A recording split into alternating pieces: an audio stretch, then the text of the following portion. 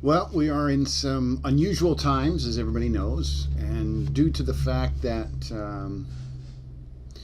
there's this virus going around, services, Bible studies, fellowships have been postponed for a few weeks. But that doesn't mean that we can't get together, that we can't study. We do live in a period of time, we live in an age when we have access to online media, we have access to Bible studies. We can talk from home via phones, video conferencing, things like this. So what I thought we would do is that we would continue our study of the book of Genesis. It's certainly not as interactive as our normal Wednesday night Bible study is, but at least we can kind of track together. So that's what this is all about.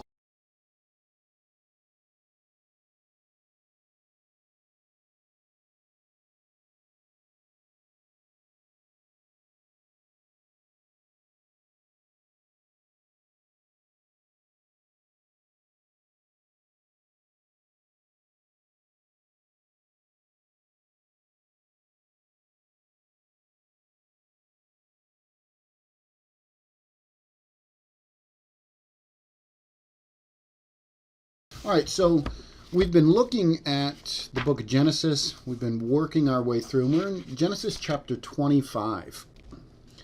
And in Genesis chapter 25, if you look at the beginning, chapter 25, verse 1, you see that Abraham, he takes another wife. His wife Sarah has passed away. He takes another wife. And then there's a little discussion of this wife and the children that he has through her.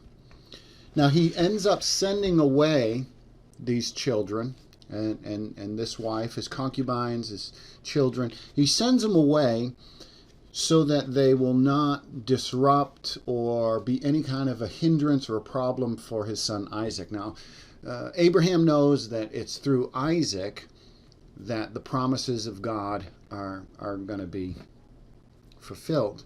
So if you look at Genesis chapter 25, verse 1, it says, "And Abraham took another wife, whose name was Keturah. She bore to him Zimram, Jokshan, Medan, Midian, Ishbak, and Shua." And then again it goes through the lineage here.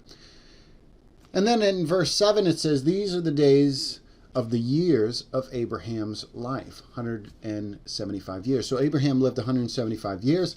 It says Abraham breathed his last and died in a good old age, an old man full of years. Now, a good old age is, he's 75. Full of years means his life was enjoyable. It was full. Doesn't mean that he didn't have struggles, but he lived a full life. So full of many years.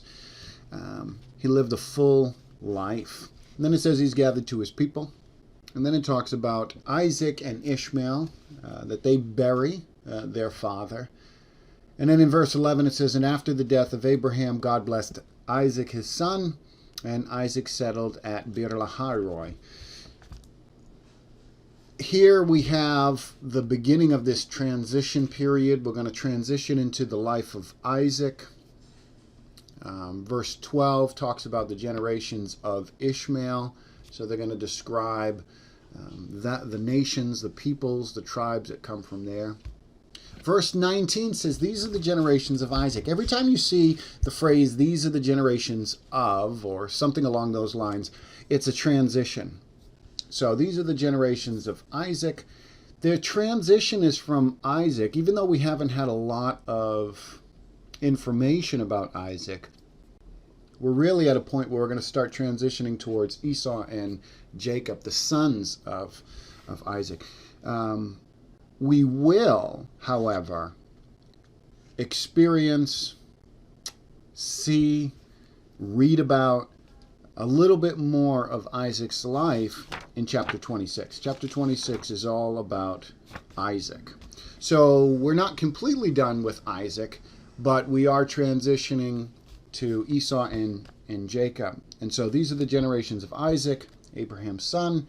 Abraham fathered Isaac, and Isaac was 40 years old when he took Rebekah, the daughter of Bethuel, the Aramean of Padan Aram.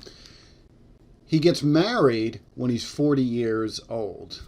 Verse 21, and Isaac prayed to the Lord for his wife because she was barren. So Isaac takes a wife, but she's barren. She's not having children.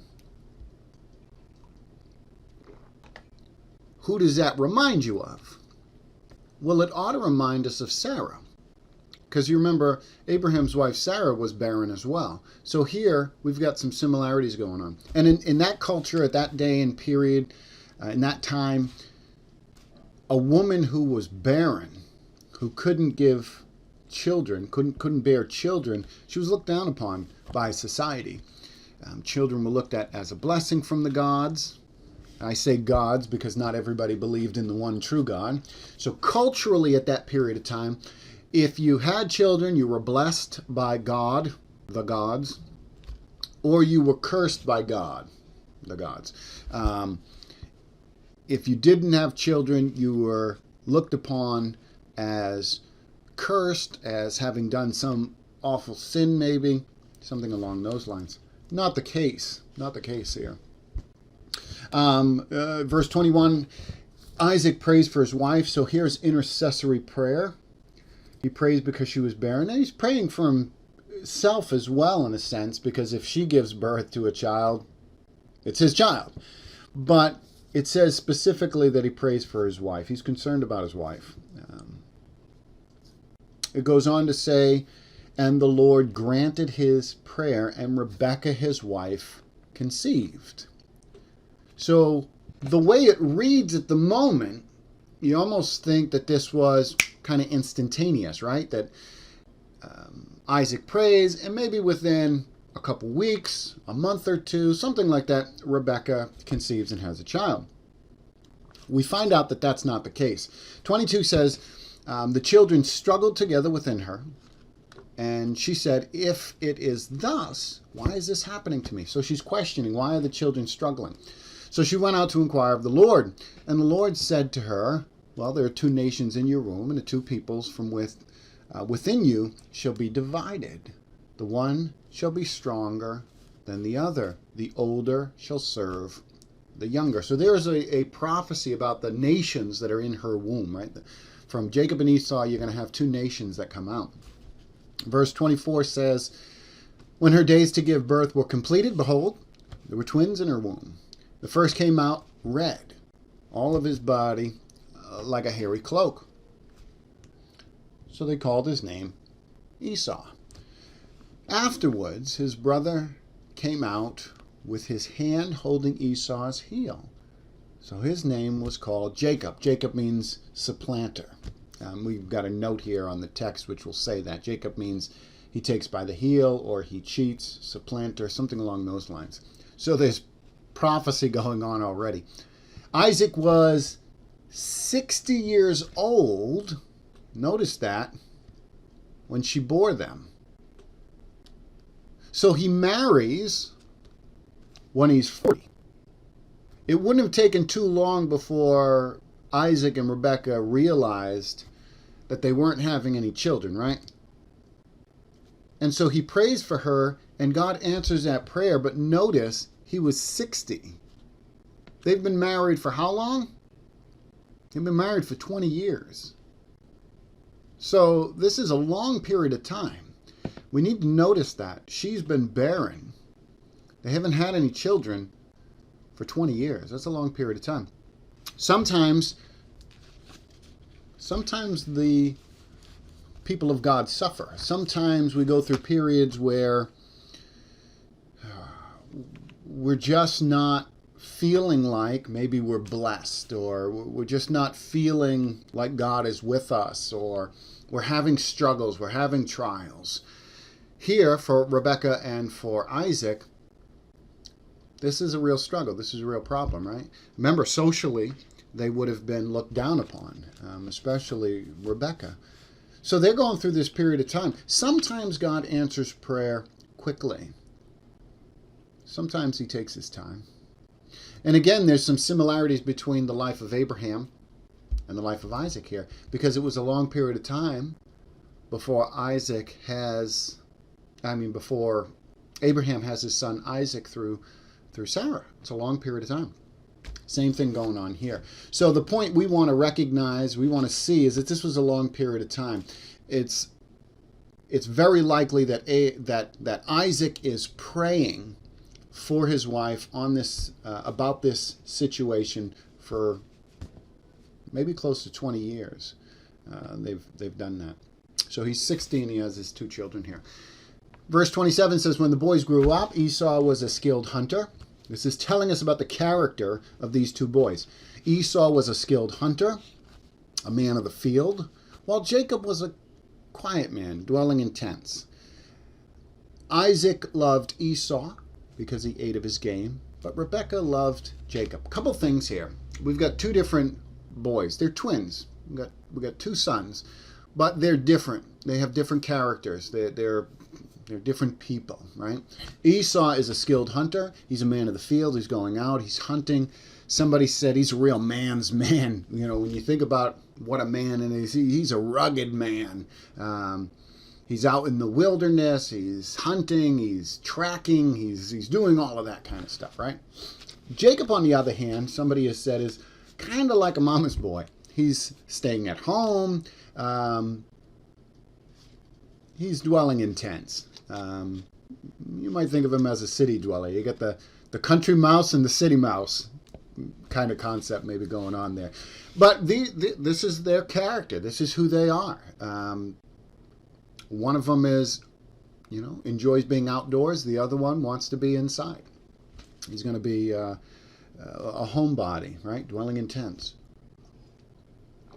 The real problem is not that the 2 boys have different likes, not that one stays in tents and does, things around the home and the other is out in the wilderness. The real problem is in verse 28. What does verse 28 say? It says, Isaac loved Esau because he ate of his game, but Rebekah loved Jacob. What's it tell us? Well, it tells us that there's favoritism in the house, right? There's favoritism in the home. That's not good. That's a problem. There should never be favoritism. Children should be treated and loved the same. Now, some of you might disagree with that, but as soon as you add favoritism into the mix, what happens? Jealousy, anger, resentment, hostility between the brothers or the siblings, as well as hostility just overall in the house. One parent favors one child, the other parent favors another child. It's going to create all kinds of problems. Now we're going to see, as we go through, as we continue to read through and study through Genesis, we're going to see that there's problems. This is going to cause lots and lots and lots of problems. All right, so we've gotten to verse 29. And in verse 29 through verse 34, it says this. It says, now it's going to tell us an event in the life of Jacob and Esau. This is probably an event that characterizes the relationship between the 2 brothers. What we need to recognize is a lot of times as we're reading through the scriptures, we saw it already, but as we're reading through the scriptures, especially in Genesis, places like that, we skip vast periods of time. And if we're not careful to read critically and cautiously, we won't recognize that there's been a long period of time that's overlapped, and we don't have any information about it. We saw that with the birth of Isaac and with the birth of Esau and Jacob. Isaac gets married when he's 40. He doesn't have a child until he's 60. 20 years have elapsed, and we don't have any record of what was going on. In verse 29 through 34, the boys are older now. They've got to be men, whatever the age of men was back then. Maybe they were late teens, early 20s. We know that they're older now. So this is probably a story that gives us a glimpse which is why it's recorded, gives us a glimpse into the character and the nature of the two boys as well as their relationship with one another. So the text says, once when Jacob was cooking stew, Esau came in from the field. Again, Esau is a man of the field. He's out catching things. Jacob is at home. He's learning to be a chef, right? He's learning to be a cook. Esau came in from the field, and he was exhausted. And Esau said to Jacob, "Let me eat some of that red stew, for I am exhausted." Therefore his name was called Edom. Quick note on that, right? You look at the text here, it says Edom sounds like the Hebrew word for red. So Esau's name is both Esau as well as Edom.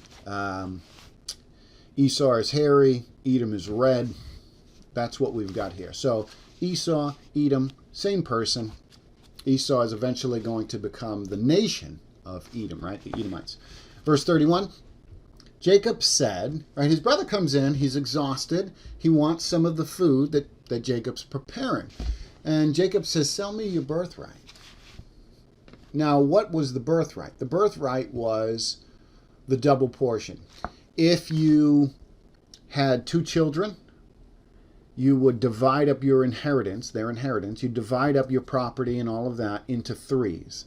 And what you would do is you'd give 2, a double portion, to the firstborn, the oldest. And then you would give a single portion to the other child. If you had 4 children, you would divide it up 5 ways, right? So it didn't matter how many children you had. You would just take how many you had. You'd add an extra. You'd divide it up. And then you would give 2 portions to the oldest. So Jacob, he wants his brother to sell him his double portion. He wants the greater inheritance. In verse 32, it says, Esau said, "I'm about to die. Of what use is a birthright to me?" So we ask the question, right? The question is, was he really going to die? Probably not. He probably could have made it to his own tent, wherever he's at, and he probably could have made it, gotten himself some food and been fine. But he's an impetuous kind of man. He's a off the cuff, kind of person. This is telling us about his character, about the kind of person he is. And Jacob knows what kind of person he is, which is why Jacob's doing this, right? He's got to know his brother. He's been with him all these years. So Esau says, "What good is a birthright if I'm dead?" He probably wasn't going to die. But this is who Esau is. So Jacob takes advantage of it. Jacob said, "Well, swear to me now." So he swore to him and sold his birthright to Jacob. He sold his double portion. He sold his inheritance for a bowl of beans, somebody said. Then Jacob gave Esau bread and lentil stew. And he ate and drank and rose and went his way. Thus Esau despised his birthright. So Esau despises his birthright because he sold it for a bowl of beans and a little bread. He got some bread and some beans. So it tells us a little bit about these 2 boys. This story kind of encapsulates who these men are. Esau is not only a homebody, but he's one who's always looking to take advantage. Esau is a guy who's impetuous. He's spur of the moment. He's quick. Might even be quick-tempered, but he's kind of quick to speak. You know who comes to mind? Another biblical character that comes to mind is Esau. Kind of reminds me of Simon Peter, right? Reminds me of the Apostle Peter. Peter was very quick, and sometimes it was good, right? Jesus says, "Who do you say that I am?" Peter says, you're the Son of God, and all of that. And that was right. But then a few moments later, he sticks his foot in his mouth and tells Jesus, you're not going to go to the cross. If Jesus doesn't go to the cross, that means there's no salvation for humanity, all of that. And Jesus says, "Get behind me, Satan." He's got satanic intent, even though Peter I don't think he knew what he was saying. But he kind of reminds me of Peter, right? Esau reminds me of Peter, that kind of spur of the moment, maybe even stick your foot in your mouth kind of guy. Esau is very planned, very calculated. In my mind, and the text doesn't say this, but in my mind, I think this might not be right, but I think that Jacob maybe was trying to plan some of this. He seems very calculated.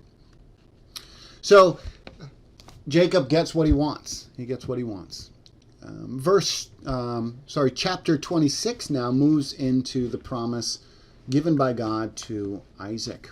We get into chapter 26 now, and we are going to transition to one more major event in the life of Isaac, really. Let's look at chapter 26. We'll look at verses 1 through 5 for the moment. Genesis 26, 1 through 5. Now there was a famine in the land, besides the former famine that was in the days of Abraham. So there's a distinction here. There was a famine in the land in the days of Abraham. There's another famine. This is a different one.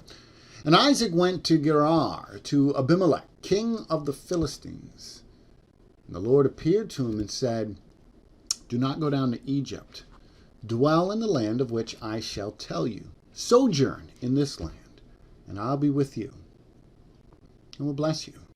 For to you and to your offspring I will give all these lands, and I will establish the oath that I swore to Abraham your father. I will multiply your offspring as the stars of the heaven, and will give to your offspring all these lands.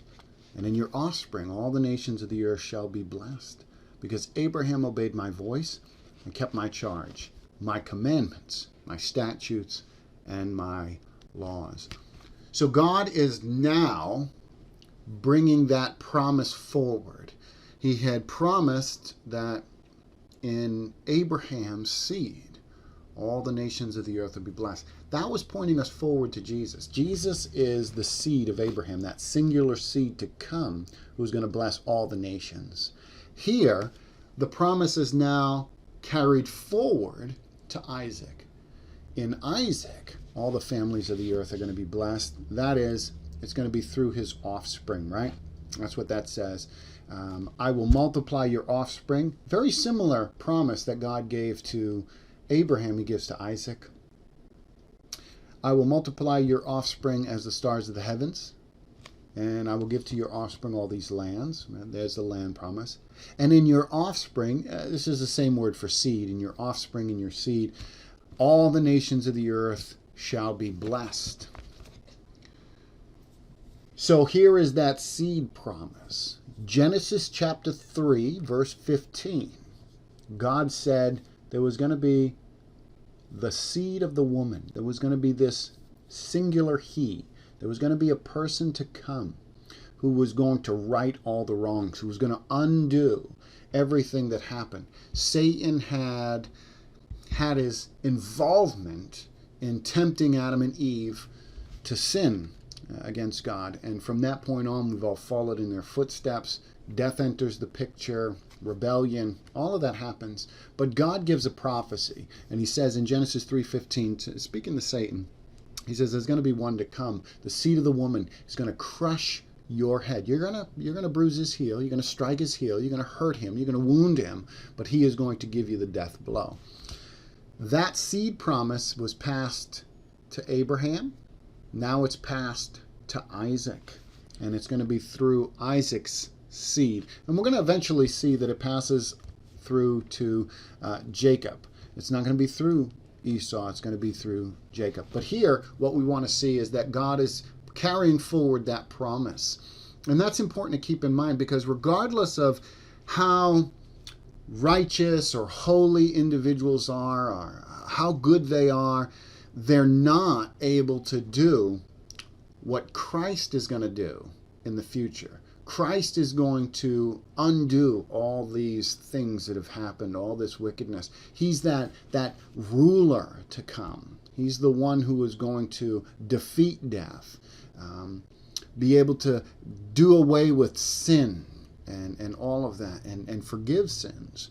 And so in him, we're going to find paradise restored, relationship restored. None of these patriarchs are able to do that, but God is using them as a vehicle to bring about the Messiah, to bring about the Christ. And so here it's passed along to Isaac. Now it's interesting, God tells him not to go down to Egypt. You remember what happened when Abraham went down to Egypt? Well, first of all, the famine in the land was a problem. Abraham fears the famine. He's going to go down to Egypt. God never told him to go to Egypt. There's nothing in the text that says go to Egypt or leave the land or anything like that.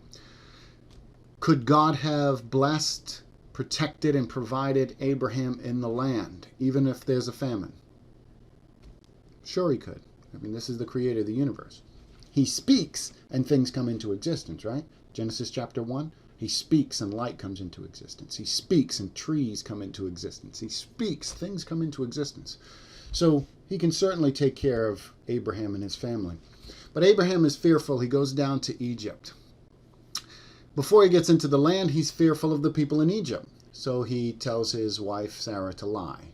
They go into the land. She lies. She's in danger. Now she does it because she's honoring her husband. But they lie. His wife is put in danger. Abraham only cares about himself. But it caused all kinds of problems, right? God does bring him up out of the land. So here, there's a famine in the land, and God speaks to Isaac and says, don't go down to Egypt. Don't do that. Stay in the land that I tell you. Sojourn there. I'm going to take care of you. All right. You would think if God is speaking to Isaac, Isaac has experienced some very powerful things in his life, especially when he goes up on the mountain and is going to be offered to God as a sacrifice by his father Abraham. God provides for him. There's a spiritual resurrection that happens, right? Isaac isn't literally sacrificed, although in the heart and the mind of Abraham he is. So he receives his son back. Isaac receives life back in a sense. He's resurrected. And you know that his father has talked to him, right? Abraham has talked to Isaac throughout. He's experienced what happened when Abraham sent out his servant to get a wife for him, right? For Isaac. He's heard the stories, how God has worked and provided. So you would think that Isaac has great faith. He's prayed for his wife. His wife is conceived, all of that kind of stuff. And yet he wavers. We're going to see that he wavers in a moment. But he wavers. We would expect Isaac to have this great faith, but listen, sometimes the greatest heroes of the faith have moments of weakness. They do. Look at verse 6. So Isaac settled in Gerar. When the men of the place asked him about his wife, he said, "She is my sister." For he feared to say, "my wife," thinking, lest the men of the place should kill me because of Rebekah, because she was attractive in appearance. Now let's stop right there. What does that remind us of? In some ways, this is a recapitulation. This is the same event that Abraham went through. Abraham was fearful of the people because his wife Sarah was beautiful, and so he's not relying on God. He's relying on manipulation and scheming and lying and all of that to try to get around what these people might do. He doesn't know what the people are going to do. Isaac doesn't know either, but he's fearful, right? They might think, if I say she's my wife, they might kill me and take my... Now, where did he learn that from? He probably learned this from his father, Abraham. I mean, he's repeating, in a sense, the sins of his father. The lesson for us, and we'll see this over and over and over and over and over again, is we need to be careful what we teach our children, our grandchildren, the children that are around us, that we influence, the next generation, because it's very likely that they will repeat what they see. They will experience something, and they will repeat our mistakes. They will repeat our victories, hopefully. We want them to be better than we are. And so we've got to be careful of how we influence the next generation. Verse 8 says, when he had been there a long time, so he's in the land a long time, Abimelech, king of the Philistines, looked out of his window and saw Isaac laughing with Rebekah. Now, with Rebekah, his wife. Now, there's something in the text there of laughter. I think there's a couple things going on. First of all, there's something about this laughing that is more than simply two people laughing. There must be some romantic element. But also you'll remember that Isaac's name means laughter, right? So I think there's a number of things going on with this laughter and laughing. So Isaac laughing with Rebecca, his wife. You'll notice there's a note here, and it says Hebrew may suggest an intimate relationship. So we know from the context something's going on here. Verse 9, so Abimelech called Isaac and said, behold, she is your wife. Now, he would have only known that if there was something romantic about this laughing that's going on. How then could you say she is my sister? Isaac said to him. Now, he's caught in a lie, because I thought lest I die because of her. Abimelech said, what is this that you've done to us? One of the people might easily have lain with your wife, and you would have brought guilt upon us. So Abimelech warned all the people, saying, whoever touches this man or his wife shall surely be put to death. Who does Abimelech fear? Well, he fears the concept of the gods. He might not know of the one true God, but he does recognize that there's something wrong here, and there would be guilt and there would be shame upon the people. Isaac should fear God more than this guy Abimelech. He should recognize who God is. He should fear God more, but he doesn't. Abimelech is more fearful of this concept of bringing about a curse from laying with another man's wife. So there is a morality in this man that Isaac did not recognize. He might not have known it, but he doesn't recognize, he doesn't even think that this pagan king and these people are going to be moral, upright kind of people. Verse 12, and Isaac swore in that land, verse 12 says, and Isaac sowed.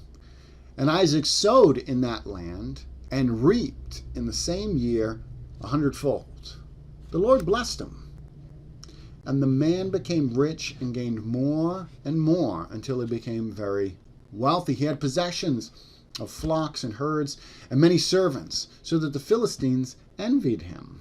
Now the Philistines had stopped and filled with earth all the wells that his father's servants had dug in the days of Abraham his father. And Abimelech said to Isaac, go away from us, for you are much mightier than we. All right, so we'll stop there for a moment. Again, this is very similar to what was going on in the life of Abraham. Abraham, when he goes down to Egypt, he comes out wealthier. God is blessing Isaac just like he blessed Abraham. There is an unconditional blessing that's going on. God didn't make a covenant with Abraham. He didn't make a covenant with Isaac that was conditioned upon telling the truth or something along those lines.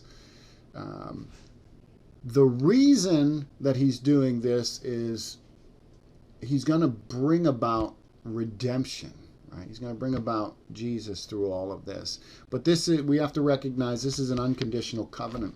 And God said he's going to bless him. He's going to bless his offspring and all that. And he's doing that. So even in spite of Isaac's failures, even in spite of Isaac's wavering in his faith and his sins, God is blessing him because God has bigger plans. God is going to bring about redemption for all of humanity through Jesus. And he needs to go through, he's going to go through Isaac. He's going to use Isaac. I mean, the fact is that until Jesus steps foot on the scene, there are no perfect individuals. So God is using broken tools, you could say. He's using individuals who are not perfect. He's using individuals that are broken, that waver, that fear at times. Very similar to us, right? We're the same way. We have moments where we have great faith, and then we have moments where we waver and where we fear. And in the midst of all that, God is still able to work. God is still able to bring good out of broken tools. He's able to do marvelous things. So it's important that we recognize Isaac's failures and his weaknesses, But we also recognize that God is the one behind doing all things, doing all of this through Isaac, and he's going to bless him, even in the midst of his failures and his wavering of his faith. So there's some issues that go on. Abimelech says to Isaac, go your way, you're mightier than we. That means Isaac has probably got a big group of people that are in his household. He's got a large amount of servants and cattle and all kinds of things like that. Probably very similar to Abraham. You remember Abraham had like a small standing army, right? As part of his servants and all of that. Probably the same thing here. So Abimelech wants him to get out because they're fearful of causing problems. Right? They don't want Isaac to cause problems. They don't want any issues. So they get out of here, go away, go your own way. Verse 17, so Isaac departed from there and encamped in the valley of Gerar and settled there. And Isaac dug again the wells of water that had been dug in the days of Abraham his father, which the Philistines had stopped up after the death of Abraham. And he gave them the names that his father had given them. So he's reopening up these wells, and he's given them the same names that his father had given them. 19, but when Isaac's servants dug in the valley and found there a well of spring water, the herdsmen of Gerar quarreled with Isaac's herdsmen, saying, the water is ours. They're fighting over water, and this is very important. Water is kind of the life for these people. If you don't have water, you've got problems. So he called the name of the wall Esca, and if we look at the note, it means contentious. So that well is a well of contention because they contended with him. Then they dug another well, and they quarreled over that also. So he called its name Shitnah, and Shitnah means enmity, right? And he moved from there and dug another well, and they did not quarrel over it. So he called its name Rehoboth, meaning place of room, saying, for now the Lord has made room for us, and we shall be fruitful in the land. You'll notice that the names, it's not just the names that they give to wells and things like that, but even the names that they give to their children and things like that, they all have meaning, they all have purpose, there's something behind it. So these names are meaning something. The first two wells are named for contentious and enmity, and there's problems and strife. And then the third one is this concept of room. God has made room for us. God has made this area for us. They're given, Isaac's giving glory to God